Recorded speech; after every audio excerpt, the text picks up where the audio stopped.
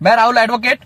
अक्सर देखा जाता है बहुत से लड़का लड़की हैं जो लंबे समय से एक साथ रह रहे हैं, लिव इन में रह रहे हैं, और लिव इन में रहते हुए उनका कोई बेबी हो जाता है तो वो लिव इन होने के बाद कई बार लड़ाई झगड़े हो जाते हैं।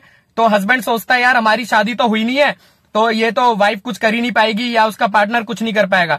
तो भाई ये आप गलत सोचते हैं। ऑनेबल सुप्रीम कोर्ट की बहुत सारी ऐसी जजमेंट है जिसमें साफ बोला गया है अगर आप लंबे समय से किसी के साथ रिलेशन में रहते हैं और आपका बेबी है तो वो एक तरह से आपकी वाइफ है और वो आपका बच्चा है।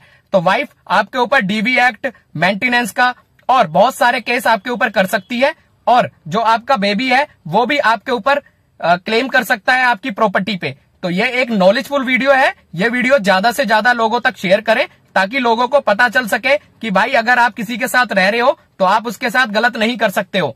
तो ये वीडियो अगर आपको अच्छी लगी है तो लाइक करें, कमेंट करें, शेयर करें। जय हिंद।